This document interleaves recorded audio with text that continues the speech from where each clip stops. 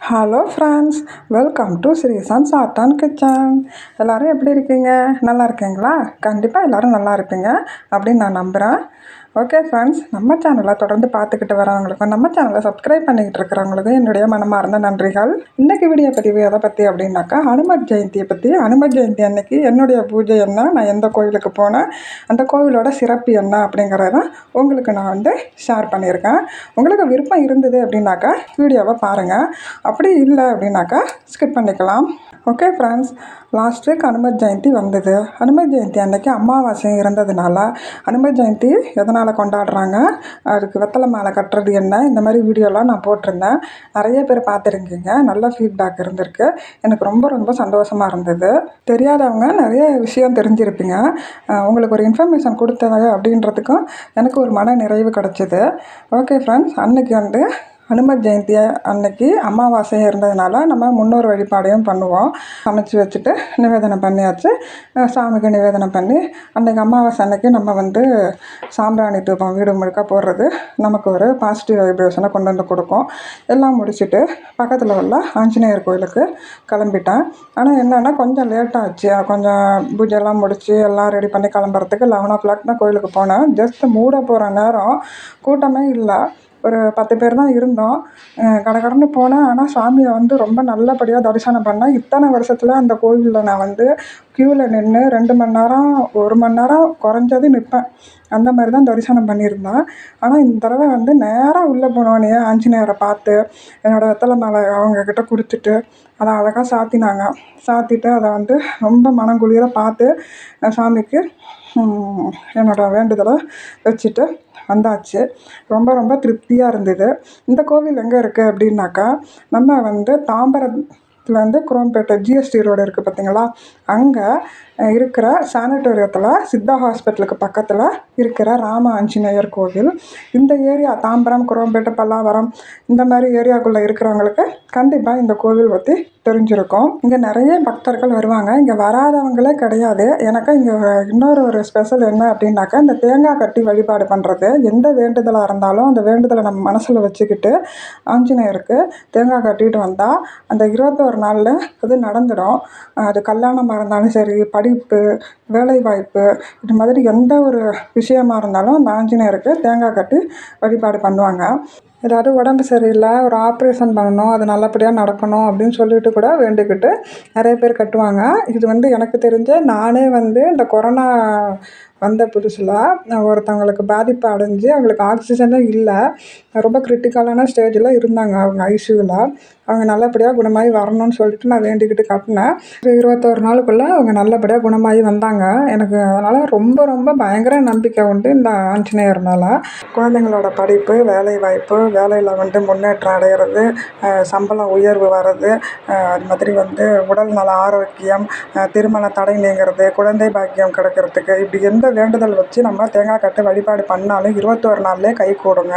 இது ராமர் கோவிலுங்க. மூலவர் ராமர், சீதா, லக்ஷ்மணன் 3 பேரும் இருப்பாங்க. பக்கத்தில் தான் அனுமர் சன்னதி தனியாக இருக்கும். ராமர் சன்னதியை சுற்றி வரும்போது நமக்கு மகாலட்சுமி தாயார் சன்னதி இருக்கும், அப்புறம் சக்கரத்தாழ்வார் இருப்பாங்க, அப்புறம் ஆண்டாள் நாச்சியாரோட சன்னதி இருக்கும். இந்த 4 பேருமே வெளியில் இருப்பாங்க. எங்கள் ஆஞ்சநேயரை தரிசனம் பண்ணி முடிச்சுட்டு கிளம்பிட்டோம். கிளம்பும்போது வடமாலை எப்போவுமே வாங்குவோம். ஆனால் சரி ஈவினிங் பார்த்துக்கலாம் வாங்குறதுக்குன்னு சொல்லிட்டு வந்தது. ஆனால் வெளியில் போகிற வேலை இருக்குது, என்ன பண்ணுறதுன்னு யோசிக்கும்போது அந்த மாமாட்ட கேட்கும்போது இருங்க தரேன் அப்படின்னு சொல்லிட்டு கொடுத்தாங்க.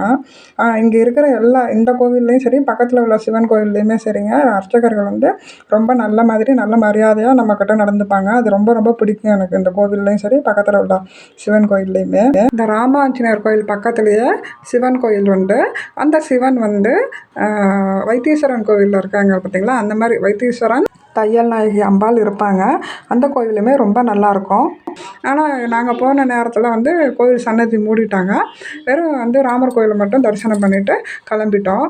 இது வந்து ராமர் கோவிலாக இருந்தாலும் ராமரோட பக்தனான ஆஞ்சநேயர் வந்து ராமன் அருளால் பக்தர்களுக்கு என்ன வேண்டுதல் என்ன வேண்டிக்கிட்டு வராங்களோ அது நடக்கணும்னு சொல்லி அருள் பாலிக்கிறாரு. அதனால் அவர் ராமர்கிட்ட வந்து நம்மளுடைய வேண்டுதலையும் கோரிக்கைகளையும் வச்சு நமக்கு அது நடக்கணும்னு சொல்லி நமக்கு எல்லாமே நடத்தி காட்டுவாருங்க அந்த ஆஞ்சநேயர். இந்த கோவில் தாங்க பக்கத்தில் இருக்கிற சிவன் கோவில், வைத்தீஸ்வரன் கோவில்.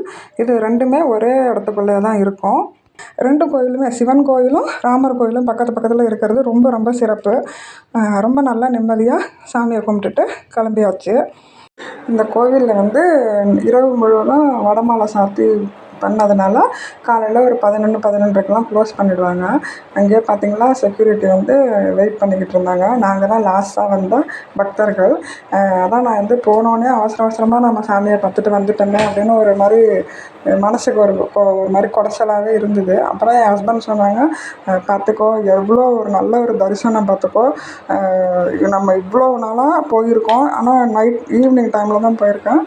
குறைஞ்சபட்சம் 1 மணி நேரமாவது நம்ம அந்த க்யூவில் நிற்போம். இன்றைக்கின்னு பார்த்து யாருமே இல்லாமல் எவ்வளோ அழகாக நிம்மதியாக அந்த சாமியை வந்து தரிசனம் பண்ணிட்டு வந்திருக்க பாரு, எவ்வளோ பெரிய பாக்கியம் உனக்கு அப்படின்னு சொல்லும்போது எனக்கு ரொம்ப மெய் சிலிர்த்துதுங்க. அவ்வளோ ஒரு சந்தோஷமாக இருந்தது. கூட்ட நெரிசலில் போய் ரொம்ப நேரம் காத்திருந்தாலும் ஒரு அவசரமாக சாமியை வந்து சரியாகவே பார்க்க முடியாமல் தரிசனம் பண்ணுறத விட நம்ம கொஞ்ச நேரம் போயிட்டு பார்த்தாலும் ரொம்ப நிம்மதியாக தரிசனம் பண்ணிடணும் அப்படிங்கிற ஒரு மனசுக்கு ஒரு சந்தோஷம் எனக்கு கிடச்சிதுங்க அன்றைக்கி. எனக்கு ரொம்ப ரொம்ப பிடிச்ச கோவில் இது. நிறைய தடவை நான் எவ்வளவோ வேண்டுதல் வச்சு நல்லா நடந்திருக்குது. அவ்வளோ சிறப்பு வாய்ந்த அந்த கோவில் எனக்கு ரொம்ப பிடிச்ச கோவில். அங்கே போயிட்டு நம்ம வந்து ஆஞ்சநேயரை தரிசனம் பண்ணிவிட்டு கிளம்பிட்டோம். இந்த வீடியோ பதிவு மூலமாக உங்களுக்கும் இது மாதிரி ஏதாவது வேண்டுதல் இருக்குது, உங்களுக்கும் நடக்கணும் அப்படின்னு நீங்கள் நினைக்கிறீங்க அப்படின்னாக்கா கண்டிப்பாக இந்த கோவிலுக்கு போயிட்டு ஒரு தேங்காய் மட்டும் கட்டி வழிபாடு பண்ணுங்கங்க. நிச்சயமாக உங்களுடைய வேண்டுதல் வந்து 100% நடக்கும். நிறைய பேர் சொல்கிற ஒரு உண்மையான விஷயம். அவ்வளவு சக்தி வாய்ந்தவர் இந்த ஆஞ்சநேயர். ஆஞ்சநேயர் வந்து ரொம்ப சின்னதாக ரொம்ப அழகாக இருப்பார். அவருக்கு வந்து அவ்வளோ ஒரு பவருங்க. எனக்கு ரொம்ப பிடிச்ச கோவில். போயிட்டு வந்துட்டு அங்கே வடமாலை சாத்தியிருந்தாங்க. அதையும் வாங்கிட்டு சாமியை நல்லபடியாக தரிசனம் பண்ணிவிட்டு வீட்டுக்கு வந்தாச்சு. ரொம்ப ரொம்ப மனசுக்கு திருப்தியாக போச்சு இந்த அனுமன் ஜெயந்தி விழா. கோவிலில் கொடுத்த செந்தூரம் குங்குமம் அது வந்து டார்க் ரெட்டாக இருக்கும் இல்லைங்களா, ஆஞ்சநேயருக்கு கொடுப்பாங்களா அந்த குங்கும பிரசாதம், பூவு, வடமாலை, தேங்காய் எல்லாம் அர்ச்சனை தேங்காய் எல்லாமே வாங்கிக்கிட்டு வந்தாச்சு. ரொம்ப நல்லபடியாக நல்ல டேவாகவும் அன்னைக்கு போச்சு. நீங்களும் உங்களோட பக்கத்தில் இருக்கிற அனுமன் கோவிலுக்கு போனீங்களா, என்ன வழிபாடு பண்ணீங்க அப்படிங்கிறதையும் எனக்கு கமெண்ட்டில் சொல்லுங்கள். இந்த ஆஞ்சநேயர் கோவிலில் தான் இரவு முழுவதுமே வடமாலை சாத்தி வழிபாடு பண்ணுவாங்க ஹனுமன் ஜெயந்தி அன்னைக்கு நாள் முழுக்குமே அந்த கோவில் வந்து திறந்து இருக்குங்க. அது ஒரு ரொம்ப ஸ்பெஷல். ஆஞ்சநேயரை வழிபாடு பண்ணாக்க நமக்கு சிவனோட அருளும் மகாவிஷ்ணுவோட அருளும் சேர்ந்து கிடைக்கும். அப்படி இருக்கும்போது நமக்கு பார்வதி தேவியோட அருள் கிடைக்கும், மகாலட்சுமி தாயாரோட அருளும் நமக்கு கூடவே இருக்கும். அதே மாதிரி ராகு கேது தோஷம், சனி தோஷம் இந்த இதுலேருந்தெல்லாம் நமக்கு நிவர்த்தி கிடைக்குங்க.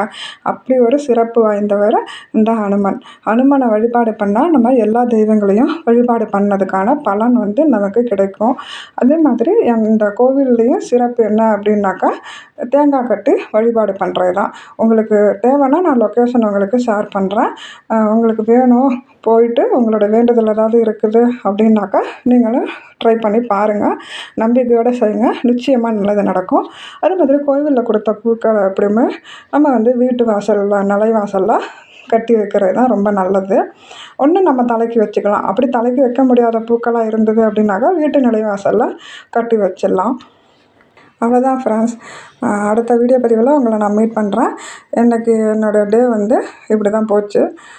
ரொம்ப ரொம்ப மனசுக்கு நிம்மதியாகவும் மன நிறைவோடையும் இருந்தது இந்த நாள். அடுத்த வீடியோ பதிவில் கண்டிப்பாக உங்கள் எல்லாரையும் மீட் பண்ணி நல்ல ஒரு வீடியோ பதிவில் உங்களை நான் சந்திக்கிறேன். இந்த வீடியோ பதிவு உங்களுக்கு பிடிச்சிருந்தேன்னா மறக்காமல் உங்களோட ஃப்ரெண்ட்ஸ் அண்ட் ஃபேமிலிக்கு என்னோடய வீடியோவை ஷேர் பண்ணுங்கள் ஃப்ரெண்ட்ஸ். நம்ம சேனல் வீடியோவை புதுசாக பார்க்குறீங்க அப்படின்னாக்கா கண்டிப்பாக சப்ஸ்கிரைப் பண்ணிக்கோங்க. அப்படியே அந்த பெல் ஐக்கானே கிளிக் பண்ணி வச்சுக்கோங்க. அப்போ தான் நான் போடுற வீடியோஸ் எல்லாமே உங்களுக்கு நோட்டிஃபிகேஷனில் வரும். ஓகே ஃப்ரெண்ட்ஸ், அடுத்த ஒரு வீடியோ பதிவில் உங்களை நான் மீட் பண்ணுறேன். அது வரைக்கும் நன்றி, வணக்கம்.